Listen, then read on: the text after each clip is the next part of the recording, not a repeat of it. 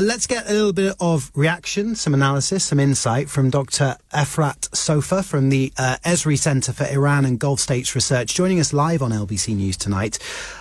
What has the reaction been to this, Efrat? Well, actually, let me go back one step. How significant is this death? For people who have no idea until today who Yahya Sinwar was, what hold did he have over Hamas and the situation in the Middle East? Well, thank you so much for having me on, Steve. Today, and I think it's no overstatement, is we are at the dawn of a new Middle East. Yahya Sinwar, just by way of context, was the architect, as your introduction said, of the October 7th atrocities. He is known as one of the biggest butchers in Gaza. He orchestrated the massacre of over 1,200 Israelis and other nationalities on October 7th. And his whole outlook and that of Hamas is to erase Israel from the map and to create an Islamic State. And so today he was seen as the embodiment of that evil, so to speak. And so he was the reason why Hamas and Gaza is in the state that it is now. And of course, of holding the 101 hostages that still remain in Gaza tunnels. So this is hugely, hugely significant. And I'll be happy to elaborate what the regional implications can be to the whole region and to the international system. What do you think happens next? Because that is the question on lots of people's lips. I know we don't know for certain. We heard about 20 minutes ago from Daniel Hagari, who's from the Israeli Defense Forces, saying that, you know, this is not the end. There are still commanders and other members of Hamas there, and obviously the main task here is to get back the hostages who remain. But how do you think the next stage is going to play out? Exactly, Steve. So now we have a window of opportunity where Hamas command and control is in shock.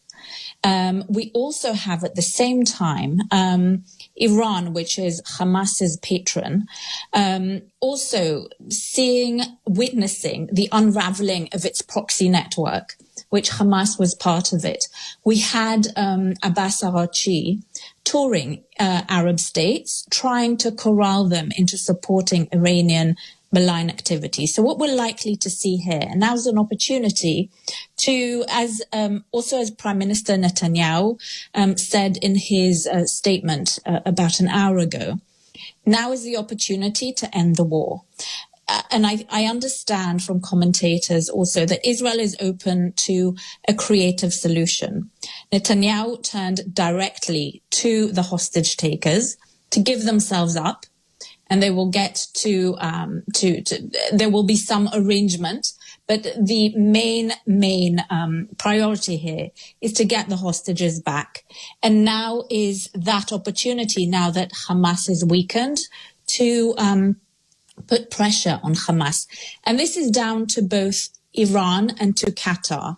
And so the countries that have been the main hostage negotiators here, Qatar, Egypt, and others, and Iran on the other side as another patron, now is the time to put pressure on them to negotiate some sort of end to this war.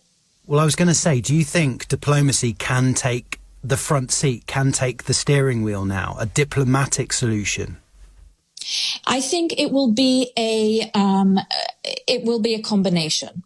But I think if diplomacy ever had a chance, now is that time, since Sinwar, who was known as the most stubborn, stumbling block to any kind of negotiated solution, is gone, thankfully. And so I think now is the time to be a little bit more cautiously, but optimistic nonetheless. Also, the message that this sends to Iran, that the Iranian regime's game is up. And that can also be seen if we're talking about signaling, Steve, and you played Kamala Harris's statement.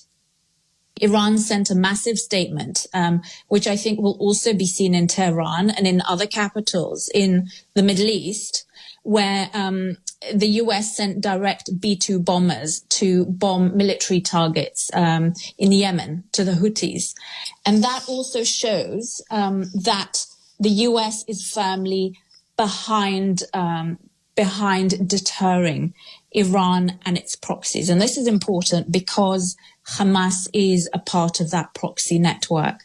And so this is why I'm saying it's a combination of signaling strength against the Iranian regime and its proxies, thereby lending a window of opportunity for a diplomatic solution.